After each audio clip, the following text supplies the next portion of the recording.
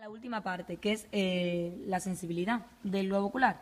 Es muy importante que sepáis que la sensibilidad somática superficial, como ya recordáis, hay diferentes tipos: térmica, nociceptiva, táctil. Bueno, pues principalmente va a recoger de tipo nociceptivo, pero no digáis que solo eso, también puede recoger sensibilidad somática superficial relacionada con la sensibilidad térmica, porque tú puedes sentir frío o calor en el ojo, puedes sentir también táctil protopática, epicrítica, no, tú no puedes saber o diferenciar lo que estás sintiendo en el ojo, ¿vale? Pero de los 4 tipos de sensibilidades se recogen.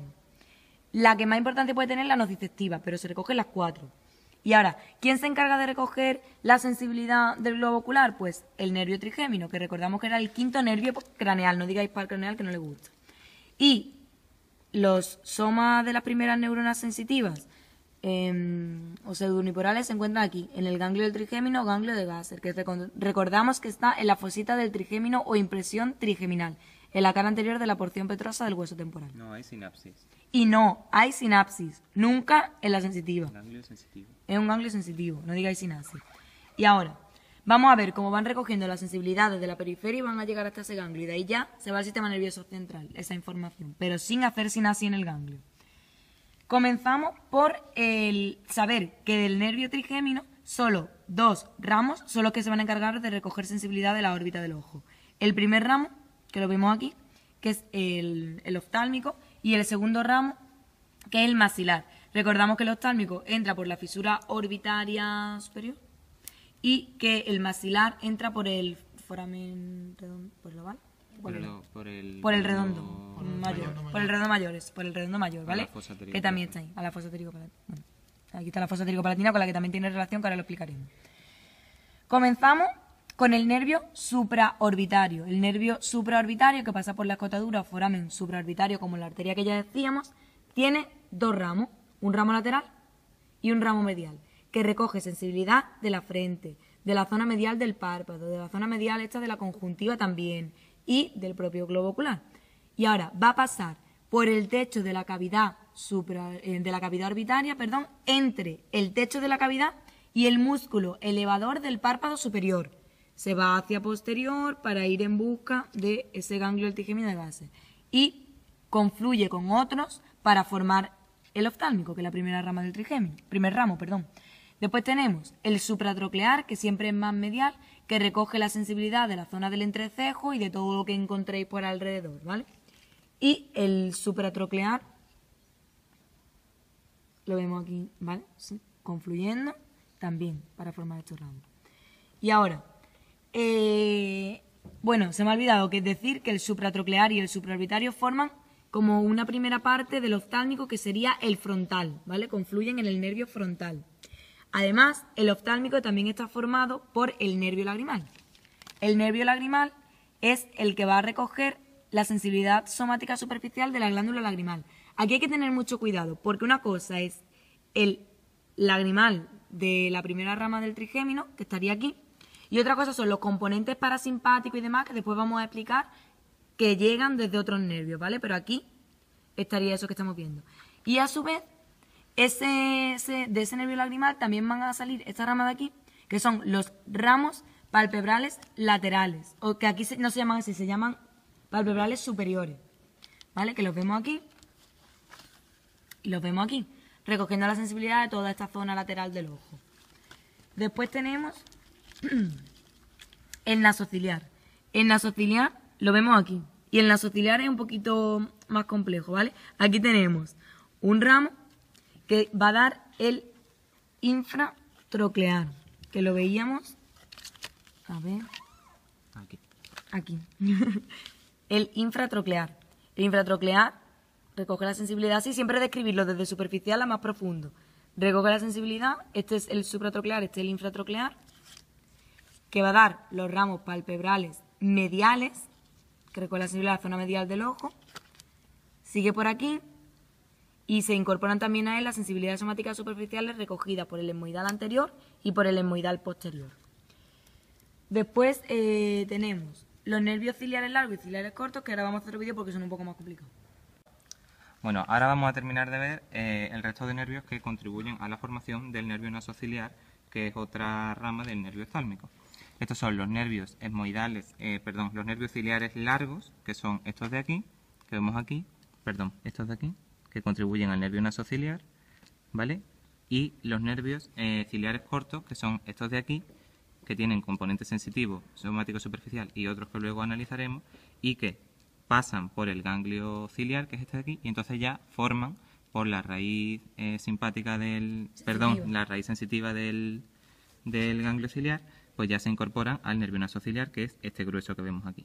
Entonces tenemos los nervios ciliares largos, que son estos de aquí, que no pasan por el ganglio ciliar, y los nervios ciliares cortos, que son estos de aquí, que pasan por el ganglio ciliar, pero cuyo componente sensitivo somático superficial no hace sinasia en este ganglio y se incorpora al grueso del nervio nasociliar por la raíz sensitiva. Pero el resto de componentes El resto de componentes vamos a estudiarlo a continuación. Luego hay otro componente que también aporta sensibilidad somática superficial, que es el nervio infraorbitario, que es recoge sensibilidad del párpado inferior, toda esta zona que vemos aquí, y que se incorpora al nervio maxilar, que es la segunda rama del nervio trigémino. El segundo ramo, perdón. Es muy importante decir que esta sensibilidad somática superficial que se recoge por el nervio infraorbitario también se puede encontrar en el ramo, por el nervio cigomático y por el ramo comunicante, porque esto es muy preguntable por Aníbal. Decirte si en esta parte, que luego vamos a ver que fundamentalmente tiene componente parasimpático, solamente existe componente parasimpático. No. Hay componente sensitivo somático superficial que viaja por el nervio infraorbitario y se une al maxilar, pero que también puede aparecer por aquí. Bueno, ahora voy a explicar la inervación de la glándula lagrimal, que es muy, muy, muy preguntable por Aníbal, como dice mi amigo Pablo. Bueno, recordamos que el nervio, vamos a ir desde aquí que os lo puede preguntar. Bueno, el nervio facial, por la zona donde entra es por el orificio auditivo interno, ¿vale? Entre el facial y el intermedio o de Wisberg, que es el que lleva las fibras parasimpáticas. Bueno, parasimpáticas preganglionares. Estas fibras, cuando se introducen en el conducto facial, se mezclan de tal forma que no se pueden distinguir la fibra del componente motor voluntario del facial y el parasimpático de Wisberg, que lo tenemos aquí.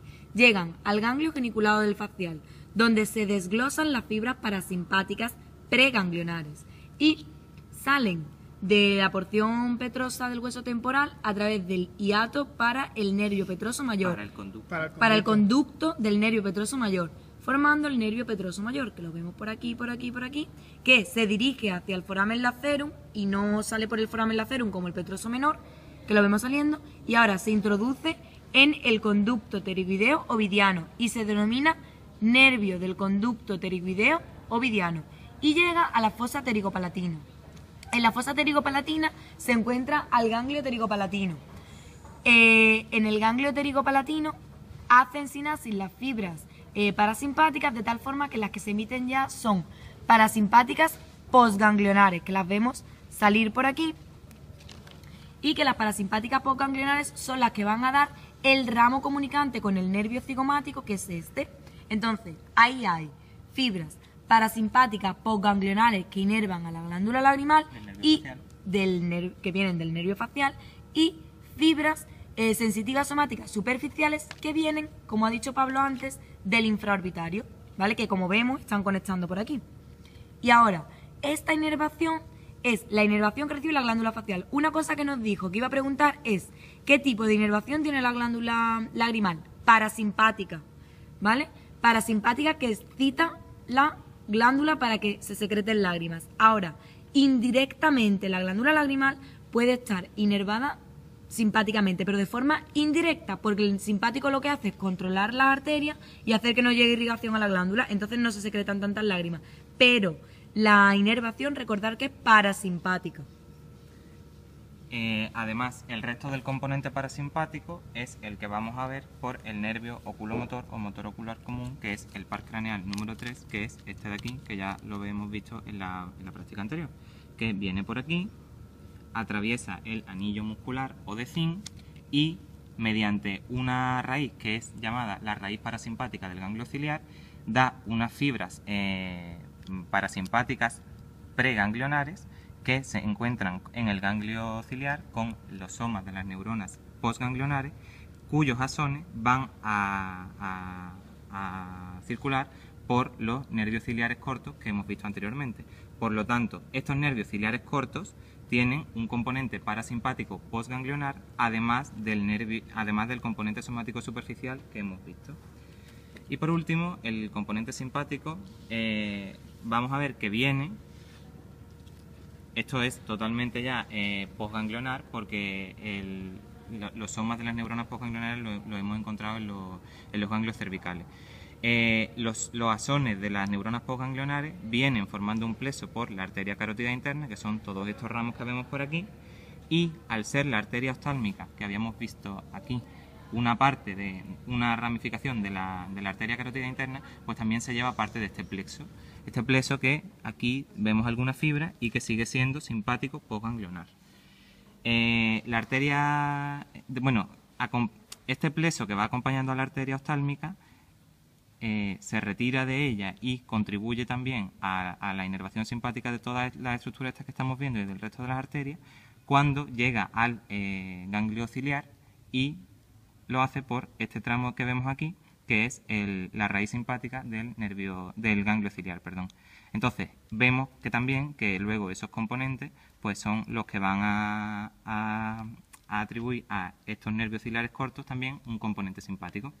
Por lo tanto, resumen de componentes. Vemos en los nervios ciliares cortos un componente sensitivo somático superficial que son prolongaciones periféricas de estas neuronas y que luego pasa por el ganglio ciliar sin hacer sinapsis el componente sensitivo somático superficial y que abandona el ganglio ciliar por la raíz sensitiva, un componente parasimpático que le viene por el nervio motor ocular común y que es postganglionar porque ha hecho sinapsis en el ganglio ciliar, y un componente simpático postganglionar también porque han llegado fibras simpáticas del plexo carotídeo a través de la raíz simpática. Y luego los nervios ciliares largos, que tenían un componente sensitivo somático superficial y un componente involuntario, pero solamente parasimpático, no tienen componente simpático.